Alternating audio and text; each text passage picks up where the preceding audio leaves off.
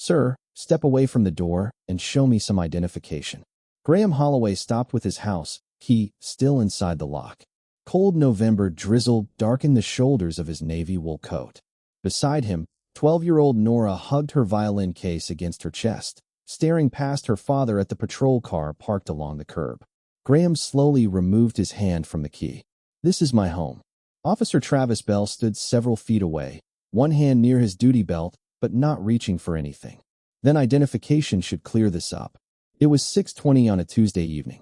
Graham had spent the drive home listening to Nora complain about a difficult orchestra rehearsal and trying to decide whether leftover chicken counted as dinner 2 nights in a row. 30 seconds earlier, his biggest problem had been finding his keys. Now his daughter was watching a police officer question whether he belonged at his own front door. "Before we go further, how old are you? Where are you watching from? And have you ever been judged before someone knew the whole story?" Graham kept his voice level. "What exactly are you investigating?" Bell's expression tightened slightly. "We received a call about a man hanging around this property and trying the door. I was trying the door because my key sticks when it rains." Nora looked at Bell. "He lives here." Graham glanced at her. "Inside, Nora." "But Dad, please." She unlocked the door with her own key and stepped just inside, leaving it partly open. Bell noticed. "So she has a key. She's my daughter. I still need your ID." Graham understood the logic of an initial inquiry. A neighbor had called. Bell had arrived. Asking questions was not, by itself, outrageous. What Graham disliked was the assumption beginning to settle into the conversation, that he had to prove innocence before Bell had explained what Graham was suspected of doing. Still, Graham made a choice. He would not turn this into a contest. Not in front of Nora. He reached slowly into his coat and removed his wallet. Bell watched his hands. Graham handed him his driver's license. The address printed on it matched the townhouse behind him. Bell looked at the card, then at Graham, then toward his cruiser as his radio crackled. A dispatcher's voice came through in fragments. Bell listened. His posture changed. "Stay right here." Graham frowned. "You have my address." "I said stay here." From inside the doorway, Nora whispered, "Dad." Graham looked back at her. He could have ended the uncertainty quickly. One sentence about his profession would change the temperature of this encounter. He knew that, and that was exactly why he didn't say it. "I'm okay, sweetheart," Graham told her. Then he turned back toward Bell. "What changed?" Bell held onto the license. "We just received additional information." "What information?" Bell's eyes stayed on him. "Someone reported property being taken from a vehicle nearby." The rain ticked softly against the fallen leaves. Graham looked at his license in the officer's hand, then at his daughter standing inside their home. For the first time that evening, keeping his voice calm required effort. "Officer," he said, "are you telling me I'm not free to go inside my own house? Am I being detained?" Graham's question hung between them while rain whispered against the sidewalk. Officer Bell looked down at the driver's license again. Graham's photograph. Graham's name. The exact address 20 feet behind him. For the moment, yes. "Based on what?" "I told you. We received additional information. You said property was taken from a vehicle nearby. You haven't told me what vehicle, what property, or why you believe that has anything to do with me." Bell's jaw tightened. "I need you to stay where you are while I sort this out." Graham felt the familiar instinct to dissect every word. It was how he worked, separate facts from assumptions, authority from habit, evidence from confidence. Usually that instinct served him well. Tonight, with Nora watching from the doorway, it was making restraint harder. He lowered his voice. "You verified my identity. You verified my address. What specific fact connects me to that report?" Bell glanced toward the house. "Sir, don't make this more difficult than it needs to be." That sentence landed harder than Graham expected. He wasn't shouting. He wasn't threatening anyone. He hadn't moved toward Bell. Yet somehow the burden had shifted. Graham was now being treated as though asking why he was being held was itself suspicious. Nora stepped onto the porch. "Dad, there's mail with your name on it." She held up a white envelope. Graham immediately raised a hand. "Nora, stay inside." "But it proves I know." "Inside, please." Her face fell, but she obeyed. Bell watched her disappear behind the partly open door. "You told her not to come out." "I told my 12-year-old daughter to stay inside because I don't want her standing in the rain during a police stop." "You called this a police stop." "You just told me I'm detained." For a second, neither man spoke. A car passed at the end of the block, tires hissing over wet pavement. Bell returned Graham's license, but didn't step away. Graham slipped it into his wallet. I'm going inside to check on my daughter. No. Stay here. Graham stopped. There it was. Not the original request for identification. Not the initial inquiry. This was something different. My daughter is alone inside. She's 12. She's visible through the doorway. That doesn't give you authority to keep me outside indefinitely. Bell took half a step closer. Do not go into the house. Graham looked at him carefully. Every professional instinct told him exactly how quickly a roadside disagreement could become a legal argument and how useless winning that argument would be if Nora watched her father get handcuffed on their porch. He could end this another way. He could say what he did for a living. He could mention the federal courthouse, his office, his title.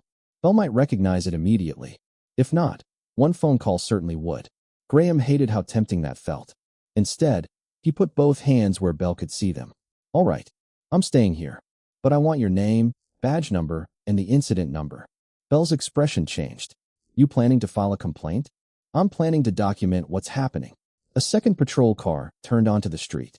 Red and blue light washed silently across the wet brick fronts before the vehicle pulled in behind Bell's cruiser. Nora appeared again, behind the glass storm door. This time Graham didn't tell her to move. He wanted her to see one thing clearly. Being angry did not require losing control. The second officer stepped out, pulled up his collar against the drizzle, and approached. Bell gestured toward Graham. Possible match on the vehicle complaint. Says he lives here. The second officer looked at Graham, then looked again. Recognition flickered across his face. Graham saw it happen and felt his stomach sink. Not relief. Disappointment. Because he already knew what was coming. The officer slowed. Wait, he said quietly. Graham Holloway? Bell glanced between them. You know him?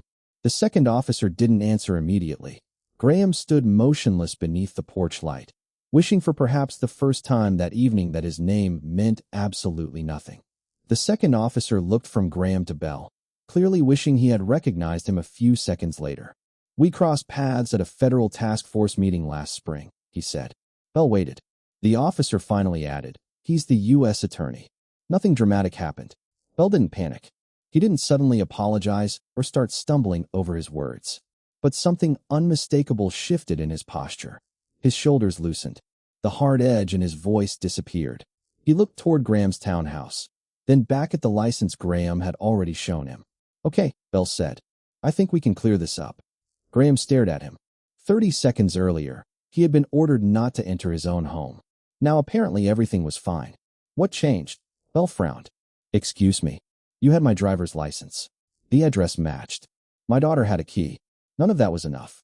He tells you what I do for a living, and suddenly we can clear this up. That's not what I said. It's exactly what just happened. The second officer shifted uncomfortably. Mr. Holloway, maybe we should just... No, Graham's voice remained quiet. He glanced toward the storm door. Nora was still there. That mattered more than winning an argument. Graham turned back to Bell. I'm not asking you to treat me differently because of my job. I'm asking why my job appears to have changed your assessment. Bell exhaled. We were responding to information we received. I was trying to verify what was going on. And now we have enough information. You had enough information before. Bell's expression hardened again, though less than before. Sir, I'm not going to debate this on the sidewalk. Neither am I. Graham took out his phone. I want the incident number. I also want your name and badge number confirmed. And I'm requesting preservation of all body camera footage and dispatch communications connected to this call. Bell looked at him for a long second. Not frightened, not defeated, just aware that the encounter had become something larger than either of them intended. He provided the information. Graham typed it into his phone. The second officer spoke carefully. You're free to go inside. Graham almost laughed at the wording, but Nora was watching, so he simply nodded. Thank you. He walked toward the door. Mr. Holloway. Bell's voice stopped him. Graham turned. For what it's worth, I wasn't trying to disrespect you. Graham studied him. I believe you. Bell seemed surprised. Graham continued. That doesn't tell us whether you did. Then he went inside. Nora immediately wrapped both arms around him. Her violin case was lying on the floor. Were you in trouble? No. Then why wouldn't he let you come inside? Graham opened his mouth, but no clean answer came. Nora looked through the window at the patrol cars. He got nicer when that other officer said your job. Graham felt something tighten in his chest. Kids noticed the things adults preferred to explain away. Yeah, he said quietly. I noticed that too. The next morning, Graham was halfway through his first coffee when his office phone rang. The caller identified herself as Lieutenant Laurel Keene from Professional Standards. I've been assigned to review last night's incident. Graham leaned back. Good. Then I assume you've seen the body camera footage. I have. And there was a brief silence. I think we should meet. Graham looked out his office window toward the gray November skyline. Is this where the department explains why everything was technically justified? Laurel's answer came without hesitation. No, Mr. Holloway. This is where we establish what actually happened before either of us decides what it means. Lieutenant Laurel Keene arrived carrying a laptop, a legal pad, and none of the apology Graham had expected. She was 38, composed, dressed in a charcoal blazer beneath a raincoat still damp from the November weather. She took the chair across from Graham and opened the body camera file. Before we start, Laurel said, your position has no bearing on my findings. Good. And neither does Officer Bell's badge. Even better. She pressed play. Graham watched himself standing beneath his porch light. Nora appeared behind the storm door. Bell's first questions sounded different now that Graham wasn't the man answering them. More reasonable than he remembered. The original dispatch reported a man trying a door at a residence where the caller did not recognize him. That gave Bell a legitimate reason to make contact, Laurel said. I agree. She glanced at him, perhaps surprised he admitted it so quickly. Then Graham heard his own voice. What specific fact connects me to that report? Calm words. Sharp delivery. He remembered feeling controlled. On video, he looked controlled too, but also increasingly determined to force Bell to justify every sentence. Laurel paused the recording. You weren't legally required to make his job comfortable. I hear a but coming. But you were challenging him. Graham leaned back. Questioning police authority isn't grounds for detention. I didn't say it was. That answer stopped him. Laurel continued the footage until Bell examined Graham's license. There, Graham said. He has my identity and matching address. Yes. So why didn't it end? That's what I'm investigating. She opened the dispatch log. According to Bell's report, overlapping radio traffic made him believe the vehicle theft information remained connected to Graham. Graham frowned. Do you believe him? I don't get paid to believe people.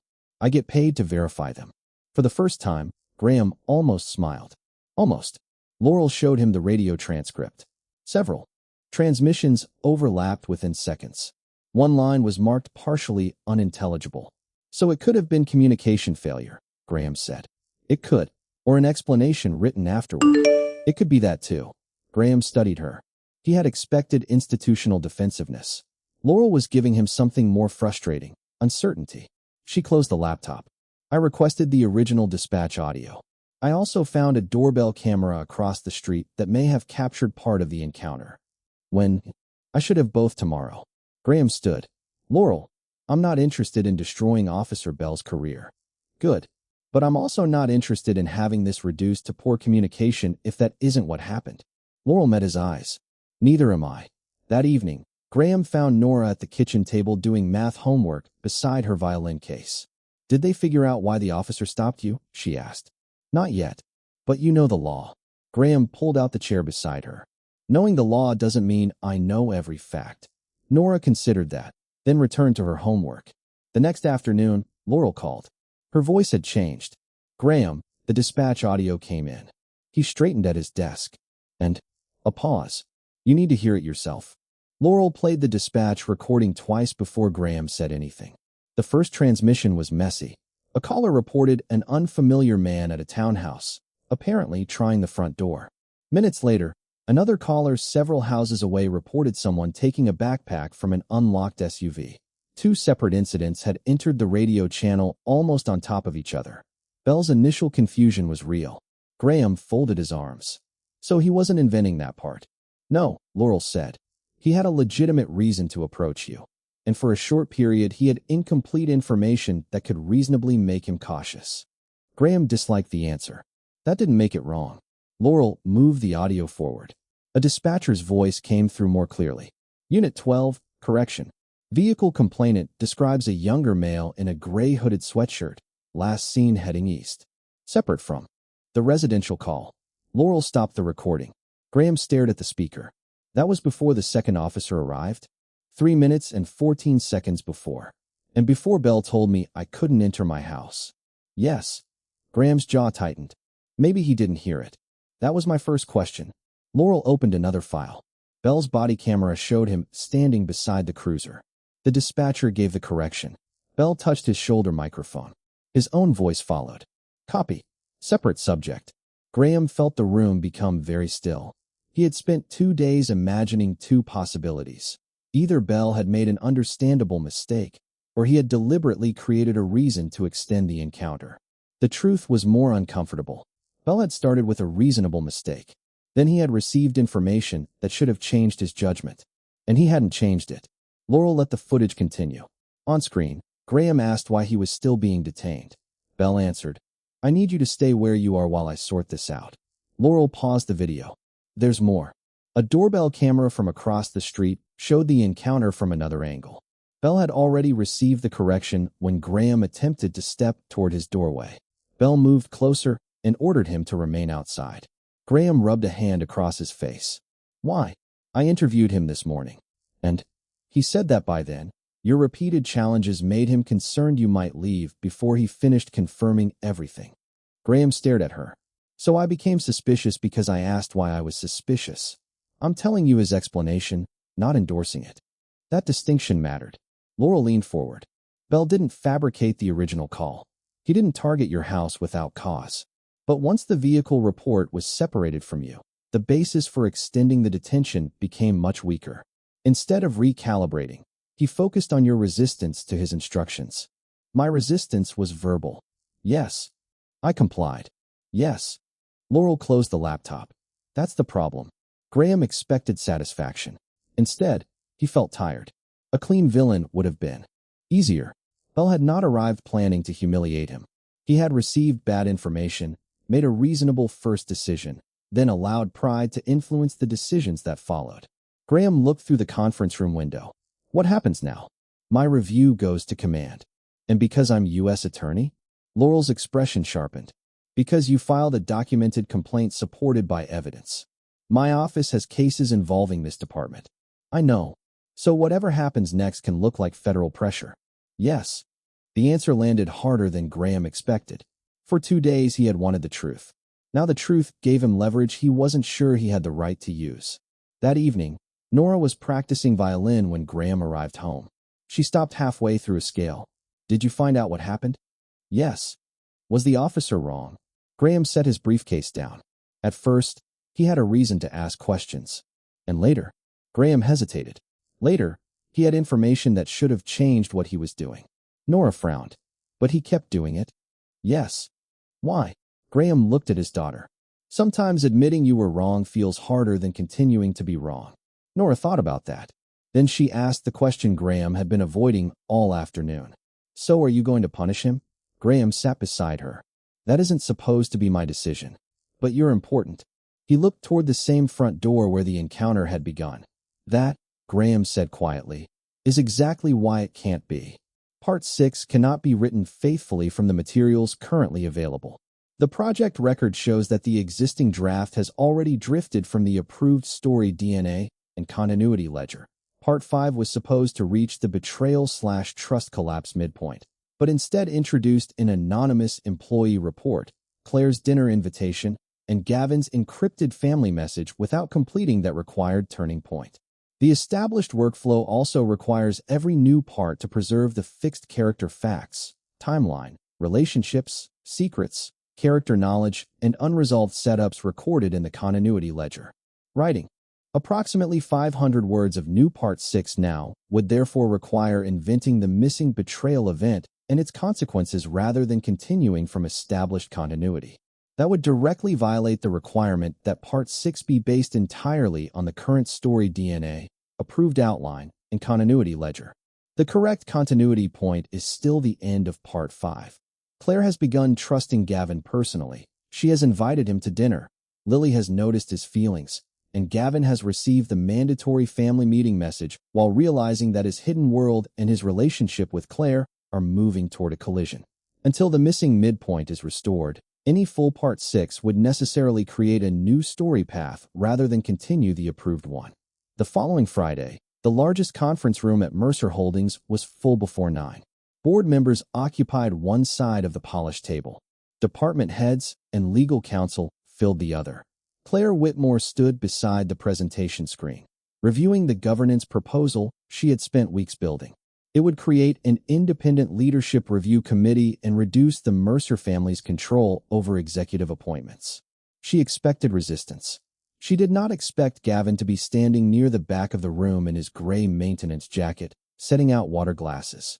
Their eyes met once. Claire looked away first. Over the past week, the small inconsistencies around him had become harder to dismiss. The old photograph, Harold Lawson's comment, Evelyn Mercer's strange familiarity with him. None of it proved anything. Together, it made coincidence feel increasingly dishonest. At exactly 9, Evelyn entered. She took her seat but did not open the binder in front of her.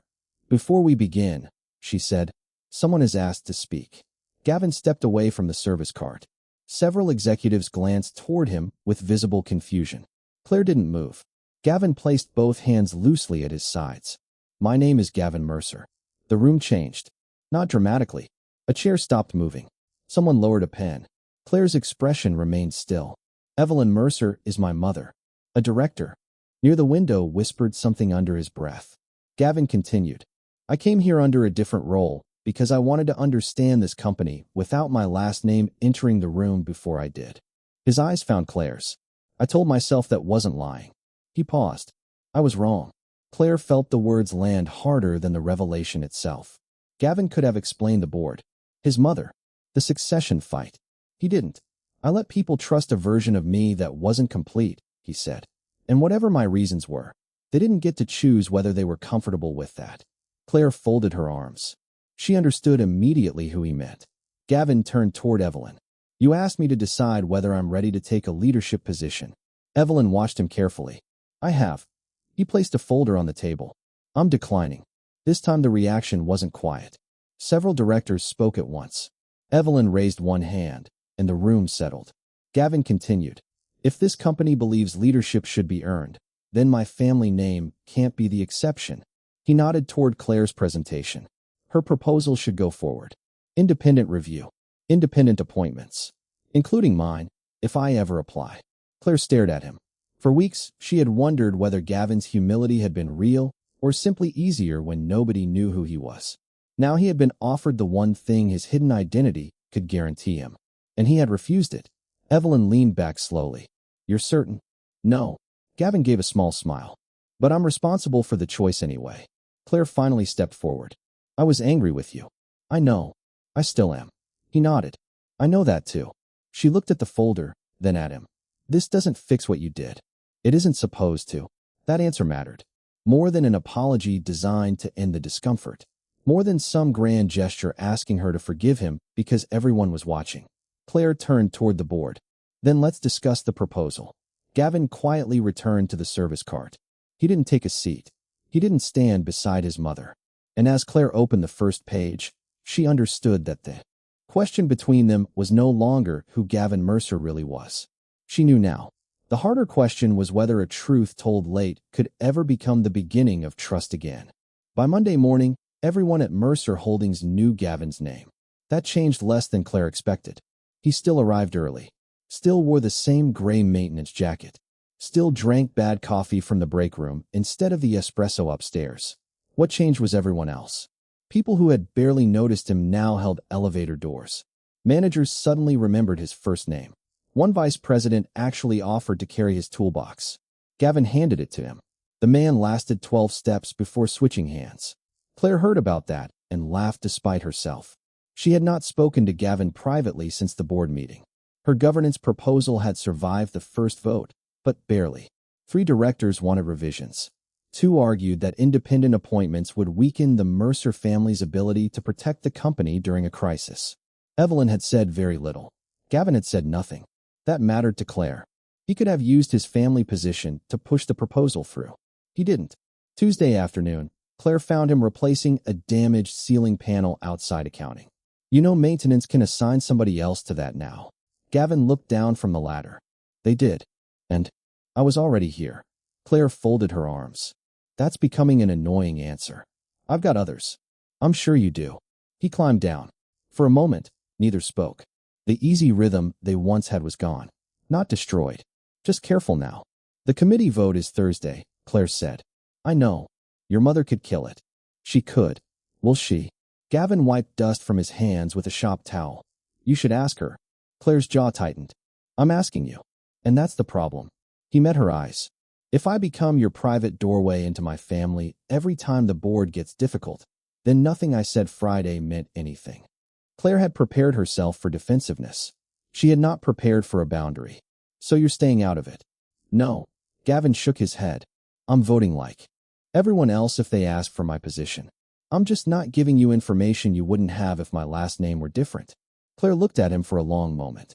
That's inconvenient. Yeah. Also fair. Those two hang out more than people think. Thursday's meeting lasted 3 hours. The revised proposal passed by 1 vote. No applause followed. No dramatic resignation.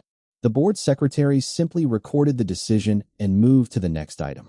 But when Claire stepped into the hallway afterward, her hands were shaking slightly. She had spent 4 years arguing that Mercer Holdings could not call itself accountable while one family remained structurally untouchable. Now the company had finally agreed. Gavin was waiting near the windows. Not for her, apparently. He was helping Lily tape a crooked poster to the glass for the employee food drive. Lily spotted Claire first. We won. Gavin glanced at his daughter. Technically, Claire won. Dad, don't make it weird.